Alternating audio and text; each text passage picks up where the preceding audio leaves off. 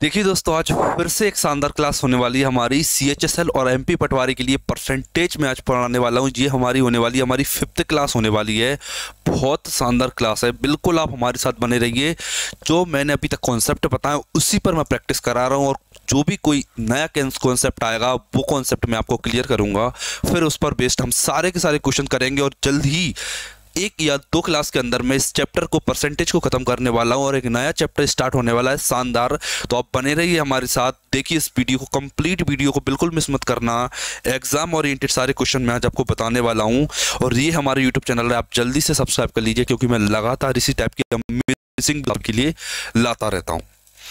ठीक है, और ये आप हमारी वीडियोस देख सकते हो, और यूट्यूब पर बहुत सारी डली हुई है। मैथ्स के सारे कंप्लीट सिलेबस तक करा रखा है। अगर आप चाहते हो किसी बड़े एग्जाम CGL जैसे तैयारी करने के लिए, CGL जैसे एग्जाम की तैयारी कर रहे हैं, तो अब उसके लिए भी मैंने प्रीवियस ईयर और कॉन्सेप्ट वीडियो सभी को सभी अपलोड कर रखा है अपने यूट्यूब चैनल पर।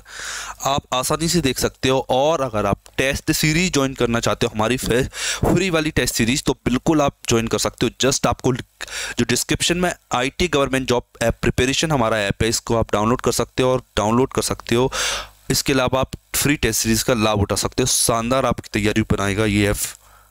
देखिए, बिना टाइम गवाते हुए स्टार्ट करते हैं अपने क्वेश्चंस को, और देखते हैं कितने शानदार शानदार क्वेश्चन आज हमने ले रखे हैं। और कॉन्सेप्ट को देखना, क्वेश्चंस को पढ़िए। देखिए, 2 विद्यार्थी, समझिए क्वेश्चन क्या कह रहा है कि 2 विद्यार्थी A और B किसी परीक्षा में शामिल हुए। A को B से 8 अंक मिले, A को B से 8 अंक अधिक मिले। ठीक है, और पूर्ववर्ती का अंक उसके अंकों के योगफल का 55% था। A और B के प्राप्त अंकों का योगफल क्या है? समझिए, क्वेश्चन कह रहा है कि ये लिखा है ना, पूर्ववर्ती मतलब फॉर्मर मतलब A उनके अंकों के योगफल का 55% था। 55% का मतलब क्या होता है? 5 से काटा तो 11/20। ठीक है, यहां से आपको ये वाली इक्वेशन मैंने लिखी है। इस इक्वेशन से आपके माइंड में 2 से 3 चीजें बिल्कुल क्लियर होने जाना चाहिए। क्या? पहले तो आपके माइंड में ये क्लियर हो जाना चाहिए, क्या A की वैल्यू 11 है और A + B की 12 है। जैसे कि मैं आपको लिख के बता दूं, A + B मैं आपको लिखूं तो आपको समझ में आ जाएगा कि A की वैल्यू 11 और A + B की 20 है, सॉरी। ठीक है, A 11 है और A + B 20 है। अगर मैं आपसे बात करूं A/B की, दोनों का मैं रेशो लूं तो आपको पता चलेगा। क्या? मैं यहां लिख देता हूं A/B। ठीक है, अब आप बताइए A कितना? मैंने बोला कि सर A 11 है। ठीक है, अगर मैं 20 में से 11 माइनस कर दूं, समझिए, अगर मैं 20 में से 11 माइनस कर दूं, 20 में से 11 माइनस करेंगे तो B बचेगा। B मतलब कि 9। ठीक है, ये मुझे पता चल गया कि A/B मेरे पास 11/9 आ गया। और एग्जामिनर ने मुझसे बोला कि A को B से 8 अंक अधिक मिले। A को B से, यहां मैंने देखा तो A को तो एक्चुअल में 2 यूनिट अधिक मिला। कितना? 2 यूनिट। अगर मैं इस 2 यूनिट को 8 मार्क्स के इक्वल कंसीडर करूं तो आप देखोगे कि अगर 2 की वैल्यू 8, उसने पूछा A और B के प्राप्त अंक 11 और 9 20। अगर 2 की वैल्यू 8 है तो 1 की वैल्यू कितनी होगी? 4, और 20 की वैल्यू कितनी होगी? 20 की वैल्यू A + B का पूछा है ना, तो 80। अब मुझे पता चल गया कि दोनों के टोटल अंक कितने थे? 20, और 20 की वैल्यू मेरे पास आ गई 80, मतलब कि 80 मार्क्स दोनों के अंकों का योगफल। टोटल मुझे पता चल गया कि 80 योगफल है दोनों का। तो आप इसी टाइप के क्वेश्चंस को आप खुद भी प्रैक्टिस कर सकते हो। आपको जब भी इस टाइप का क्वेश्चन देखने को मिलेगा तो आप आसानी से इस टाइप के क्वेश्चन को बहुत शानदार तरीके से अटेम्प्ट कर दोगे, बिल्कुल ईजीएस्ट वे में। ठीक, सेकेंड क्वेश्चन देखते हैं अपना क्या कह रहा है कि A और B के वेतन का योग 42,000 है। A अपने वेतन का 75% और B अपने वेतन का 90% खर्च करता है। यदि उनकी बचत समान है तो B का वेतन क्या है? ठीक है, तो B का वेतन क्या है? A और B के वेतन के योग 42,000 दे रखा है। इस बात को आप याद रखोगे। क्या बोला है? A अपने वेतन का 75% और B 90% खर्च करते थे, और उनकी बचत समान है। देखिए, आप बचत समान है मतलब कि अगर आप 100 कमाते हो और मैं 200 कमाता हूँ, बचत समान है मतलब कि जितना आपने कमाया वो मैटर नहीं करता। मैटर करता है कि मैंने 50 बचाया और आपने भी 50 बचाए। ठीक है, मतलब कि आपकी इनकम का जो सेविंग का परसेंटेज है और मेरी इनकम का जो सेविंग का परसेंटेज है वो दोनों इक्वल है। और सेविंग क्या होती है, इनकम में से अगर एक्सपेंडिचर माइनस कर दूं, इस इनकम में से एक्सपेंडिचर माइनस कर दूं तो मेरे पास सेविंग आ जाती है। ठीक है, देखिए 75% अगर वो खर्च करता है तो बताइए सेव कितना करेगा। मैंने कहा सर अगर ए, समझिए कि अगर जो ए है वो 75% खर्च कर देता है तो मैंने बोला कि सर वो 75% खर्च देता है तो वो 25% बचाएगा।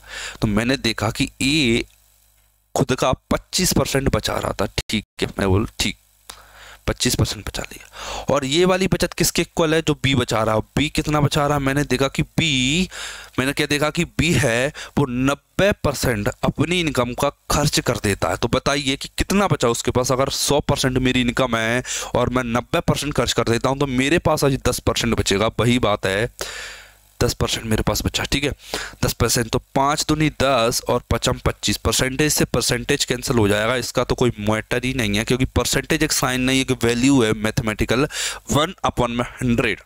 ठीक है, ये हो जाता है। ए और बी को मैं देखूं, जब A/B देखूं मैं तो पता चलेगा कि A 2 है और B 5 है। तो मुझे A और B का रेशो क्लियर हो जाता है यहाँ से। अब देखिए क्या बात कर रहा है कि बताइए कि बी का वेतन क्या है। मैंने देखा कि दोनों का वेतन 42,000 दे रखा है। 42,000 कितना, 42,000 दे रखा है। और 42,000 किसके इक्वल, आप देखोगे कि 5 और 2 7। ए की इनकम 2 यूनिट, बी की इनकम 5 यूनिट, तो 5 और 2 7, 7 की वैल्यू 42,000 है। मुझे चाहिए बी की वेतन। आप बताइए बी की वेतन कितनी है। बी की वेतन मेरे पास है 5 यूनिट। तो सिंपली आप इसमें 5 का मल्टीप्लाई कर दोगे तो आप देखोगे तो 7 छंग 42 और 6 पंजे 30, मतलब कि 30,000 बी की इनकम थी। ठीक है, 20,000 बी की इनकम थी। अगर वो 30,000 मान लीजिए, अगर वो मेरे से पूछता कि बताइए ए की इनकम कितनी है तो ए की इनकम 12,000 रुपये बचती। 12,000 और 30,000 इनकम आ जाती मेरी ए और बी की। ठीक है, बढ़ते हैं अपने नेक्स्ट क्वेश्चन की तरफ। क्या कह रहा है, एक आदमी ने 3 वस्तुएं प्रत्येक 6,000 रुपये में खरीदी। ठीक है, उन्होंने क्रम से 15% लाभ, 12% लाभ और 15% हानि पर बेची। कुल प्रतिशत लाभ या हानि परसेंट ज्ञात कीजिए। तरीके बहुत सारे हैं। पहला तरीका तो आप बेसिक से जा सकते हो, 6,000 का परसेंटेज निकाल के टोटल देखोगे कितना लाभ हुआ, पर उसका उसे देखोगे कि वो 6,000 का कितना परसेंट है, तब भी आपका आंसर आ जाएगा। लेकिन तरीका अलग मैटर करता है। ठीक है, अलग तरीका मैटर करता है। ठीक है, एक तो हो गया बेसिक तरीके जो मैंने अभी आपको समझाया, आप बेसिक से कर सकते हो। ठीक है, दूसरा तरीका होता है हमारा कि आप परसेंटेज इसे 100 बना लो, तो परसेंटेज सॉल्व कर करके तो भी आप इसे कर सकते हो। और एक बेस्ट तरीका मैं आपको बताऊं वो होता है डेविएशन का तरीका। वो बहुत बेस्ट मेथड है। आपको इस टाइप के क्वेश्चन उसी मेथड से करना चाहिए। देखते हैं कैसे। देखिए 3 वस्तुएं दे रखी हैं मुझे। मैंने देखा 3 वस्तु, पहले मैं आपको एक चीज क्लियर करता हूं कि प्रॉफिट परसेंटेज होता है प्रॉफिट अपॉन में सीपी। ठीक है, ये क्या दे रखा है, सीपी अपॉन में। देखिए अगर मेरे पास इसका रेशियो मुझे पता है तो मैं इसे पता कर सकता हूं। मेरे पास क्लियरली सीपी का रेशियो दे रखा है। 3 वस्तुएं थी, प्रत्येक 6,000 में करी थी। ठीक है, 6,000 में। तो मैं आपको बता देता हूं, 6,000 लिखिए, रेशो 6,000 लिखिए, रेशो 6,000 लिखिए। कितना आएगा, 1:1:1। सभी 3 रेशो 1:1 में कन्वर्ट हो जाएंगे। 1:1:1, तीनों 1:1 में आ जाते हैं। ठीक है, मुझे पता चल गया तीनों का सीपी सेम है, 1:1:1। ठीक है, अब देखिए नेक्स्ट स्टेप क्या कहती है। देखिए पहले पर उसे 15% का लाभ हुआ। मैंने लिखा पहले पर उसे 15% का लाभ होता है। ठीक है, दूसरे पर उसे 12% का लाभ होता है। ठीक है, कितने का, 12% का लाभ होता है। और तीसरे पर उसे 15% की हानि होती है। कितनी, 15% की हानि। जस्ट आपको सिंपली तीनों को ऐड कर देना और 3 से डिवाइड कर देना, क्योंकि 1 और 1 2 3 होते हैं। ठीक है, +15 +12 और -15 बटे में 3 करोगे तो आप देखोगे 15 से 15 कट जाता, प्लस का 12 बचा, और 12 में 3 का भाग दूंगा तो प्लस का 4% मेरे पास प्रॉफिट आ जाता है, प्लस का है। इसलिए प्रॉफिट अगर माइनस का होता तो मैं बोलता कि वो लॉस हुआ है मुझे। बहुत शानदार मेथड थी इस टाइप के क्वेश्चंस को करने की। आप आसानी से इस टाइप के क्वेश्चंस को कर सकते हो, जस्ट आपको रेशियो बनाना है। अगर यहाँ रेशियो डिफरेंट होता तो उस तरीकों को भी मैं आपको समझा दूंगा। देखिए नेक्स्ट क्वेश्चन देखते हैं। देखिए 1 किलोग्राम चीनी के मूल्य को 30% बढ़ाया गया तथा वृद्धि 48 रुपये की हुई। ठीक है, वृद्धि 48 रुपये की हुई, इतने की वृद्धि हुई। ठीक है, प्रति किलोग्राम चीनी का नया मूल्य क्या है? मेरे से प्राइस पूछिए, आप बताइए कि जो मेरा खर्चा है। देखिए यहाँ पर एक कॉन्सेप्ट रहता है कांस्टेंट प्रोडक्ट का। आपको इस टाइप के क्वेश्चंस में वो अच्छे से आना चाहिए, वो समझाता हूं आपको कैसे। देखिए समझिए, अगर मान लीजिए पहले चीज समझिए। देखिए अगर मैं बोलूं कि 100 को मैं ऐसे लिख सकता हूं, कैसे? 25 चौक 100 लिख सकता हूं। ठीक है, 25 चौक 100 लिख सकता हूं मैं 100 को। अब बताइए एक और चीज समझाता हूं। देखिए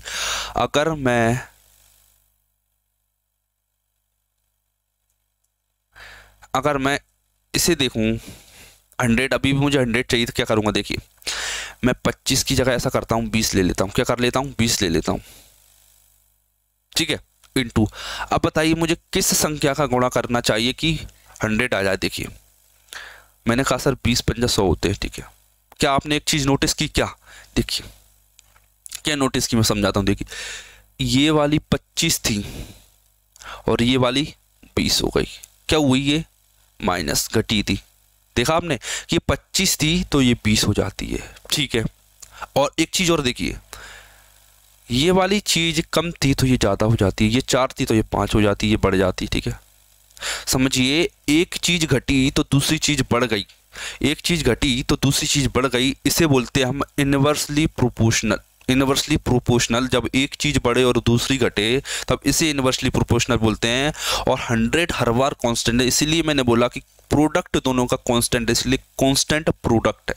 ठीक है, ये बात आपकी समझ में आ जाती है। अब देखिए आप बता सकते हो ये किस रेशो में चेंज हुआ? मैं आपको बताता हूं। देखिए वैल्यू पहले 25 थी, फिर 20 हो गई। ठीक है, 5 से काटो में से 25, 5 चौक 20। ठीक है, मतलब ये जो वैल्यू थी ये वाली, ये घटने वाली, ये 5 से 4 हो गई।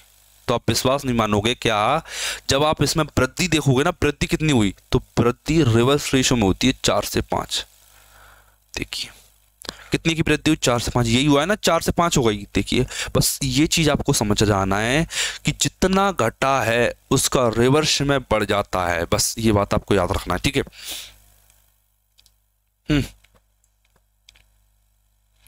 ठीक है, बस आपको ये बात याद रखना है। ठीक, वृद्धि होती है प्रति किलो चीनी का नया मूल्य क्या है। ठीक है, ये अभी के लिए नहीं है, ये कॉन्सेप्ट आपको माइंड में रखना है। बस आपको एक बार कॉन्सेप्ट क्लियर होगा तो इसके क्वेश्चन जो बनेंगे वो आपको मैं शानदार तरीके से आगे करवाऊंगा। ठीक है, बस आपको ये याद रखना अच्छे से। ठीक है, ये कॉन्सेप्ट को हमेशा याद रखना, कांस्टेंट प्रोडक्ट वाला, और इसे डिटेल में और समझाऊंगा मैं आगे जाके आपको। देखिए देखिए क्या कहता है क्वेश्चन। चीनी के मूल्य में 30% की वृद्धि हुई। ठीक है, मतलब कि 30% मतलब कितना होता है?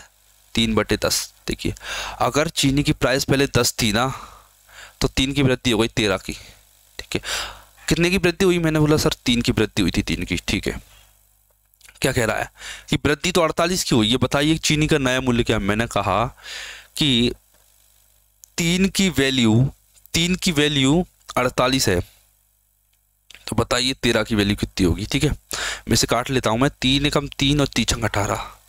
ठीक है, 16 आ गया और गुणा 13 आ गया। 16 तिया 48, 48 की 8 हासिल की 4, 16 और 4 20, 208 मेरा आंसर आ जाता है 208।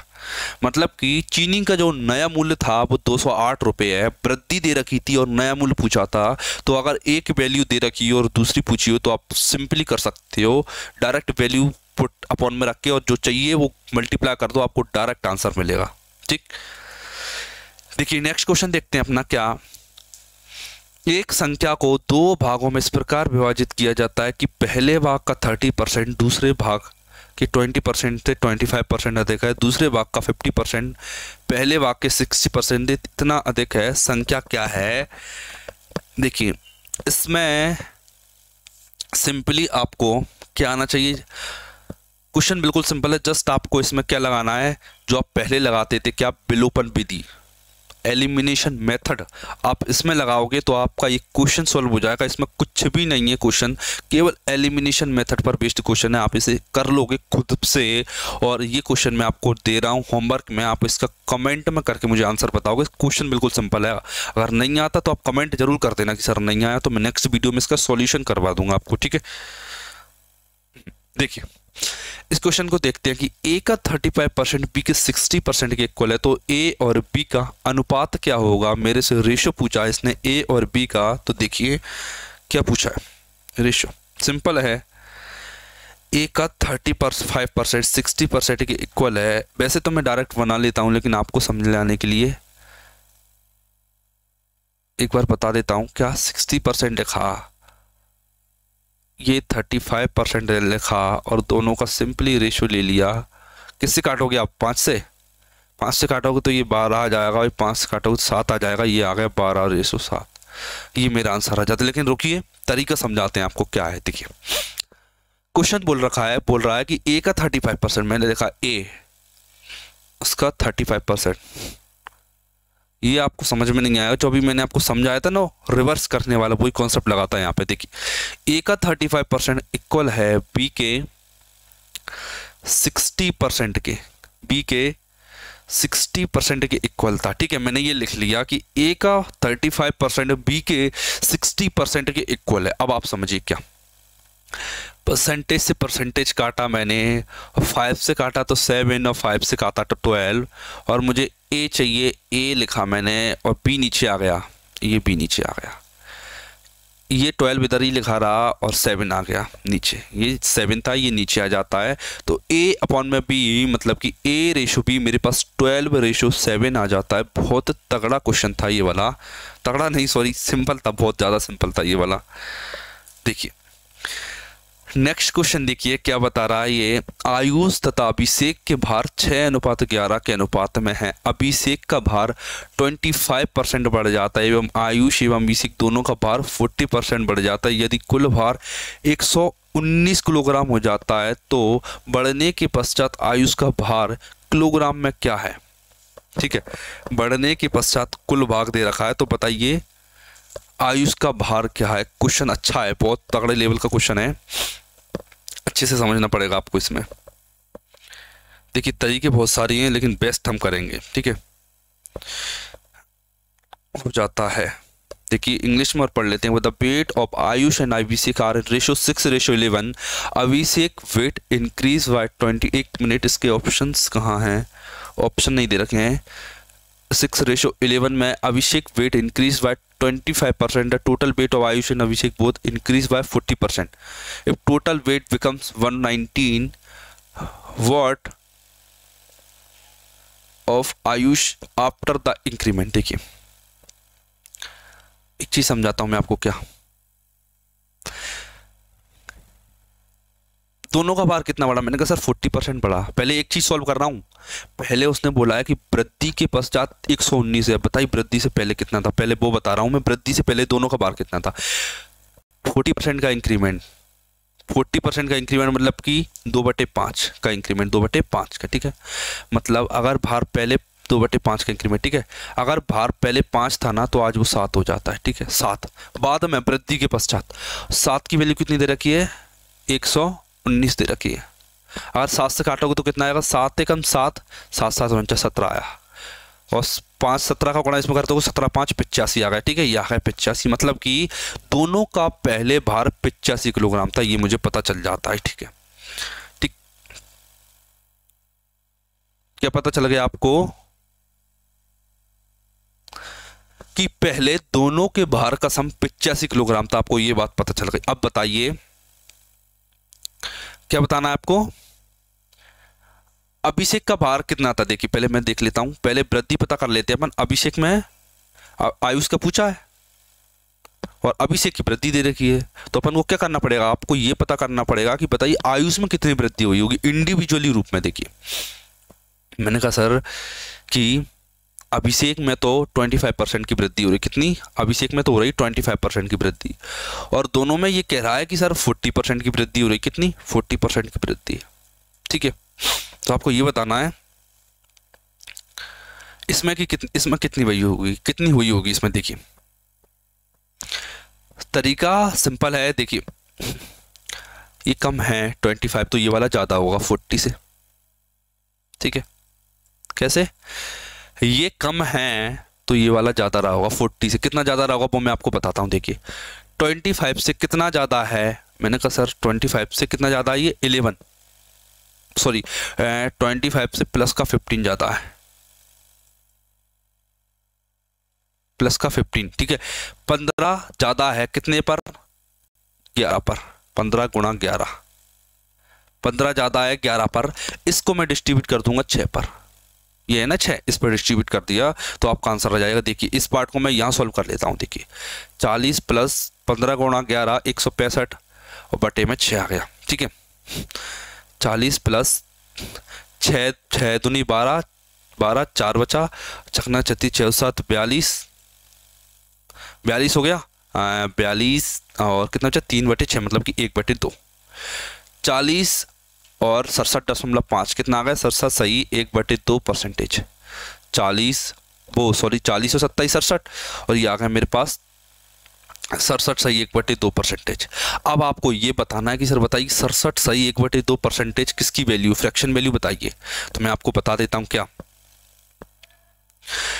67 सही, ये देखिए इसमें तो 3-4 कॉन्सेप्ट एक साथ मिक्स्ड है, इसीलिए आपको ये लंबा लग रहा होगा थोड़ा क्वेश्चन, कॉन्सेप्ट शानदार यूज हुए हैं इसमें। देखिए मैंने कहा सर कि 1/8 की वैल्यू कितनी होती है, 1/8 की वैल्यू, मैंने कहा सर 1/8 की वैल्यू होती है 12.5%।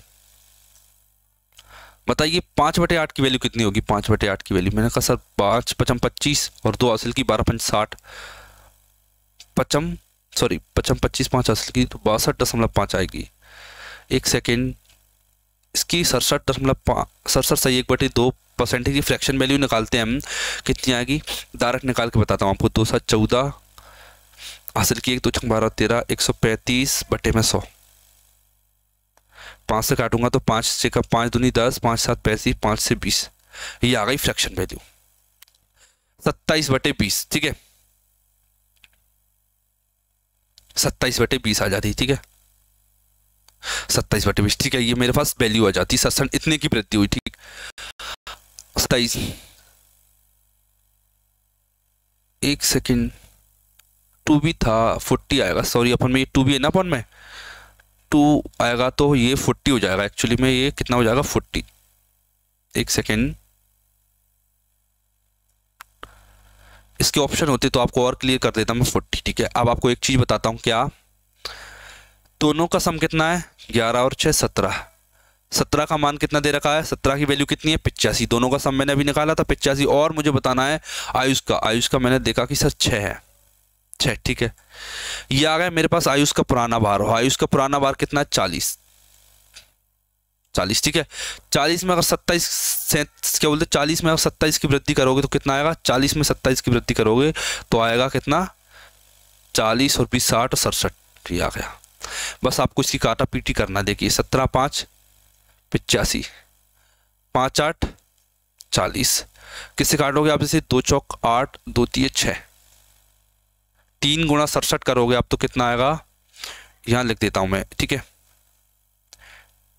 यहाँ लिख देते हैं अपन 3 गुणा 67, 30 21 1 हासिल की 2 आया, 3 18 और 1 19 आ जाता, 191/4 1 मिनट, और 30 21 हासिल की 2 3 18 30 21 1 हासिल की 2 आया, 3 18 2 20 आएगा, 201 सॉरी 201 आ गया। इसमें आप भाग दोगे 4 5 20 50.25 मेरा आंसर आ जाता है, मतलब कि 50.25 भार है आयुष का, जब उसका भार बढ़ गया था क्वेश्चन बहुत शानदार था। इसमें मैंने आपको एक साथ 3 से 4 कॉन्सेप्ट अप्लाई करके बताए थे। पहले मैंने डेविएशन लगाया, डेविएशन से पता किया कि आयुष के भार में कितनी वृद्धि हुई। फिर दूसरा तरीका मैंने आपको बताया कि भार पहले 100 बाद में 119 था, पहले 85 था। दूसरा तरीका ये था।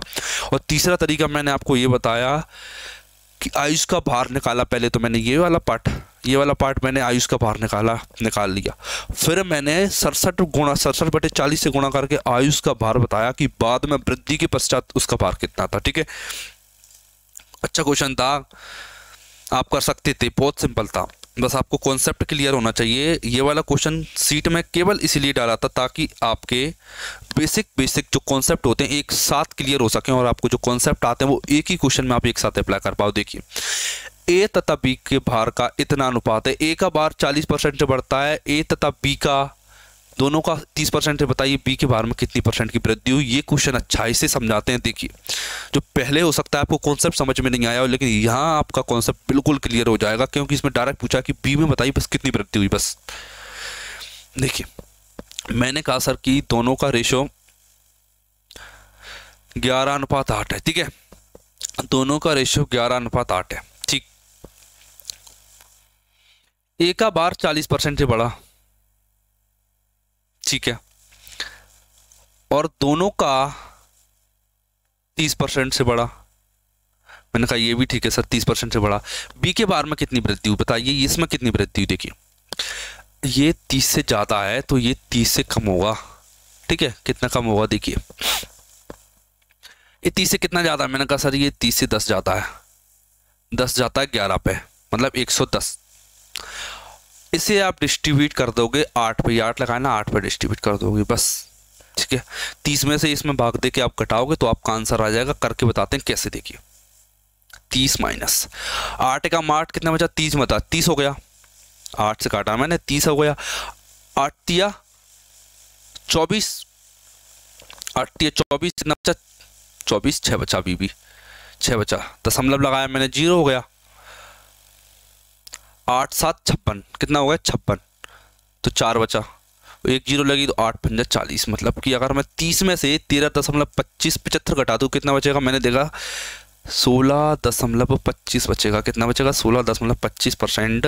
ये मेरा आंसर आ गया। देखिए, अगर आपको पहले जो मैंने इससे पहले जो कॉन्सेप्ट आपको समझाया था, अगर आपको वो नहीं आया तो आप इस क्वेश्चन से समझ जाओगे कि कॉन्सेप्ट क्या था पहले वाला। ठीक है, आशा करता हूँ आपको ये वीडियो अच्छी लगी होगी। इसका नेक्स्ट पार्ट में ये परसेंटेज कंप्लीट एंड हो जाएगा, तो जल्दी से चैनल को सब्सक्राइब कर लीजिए।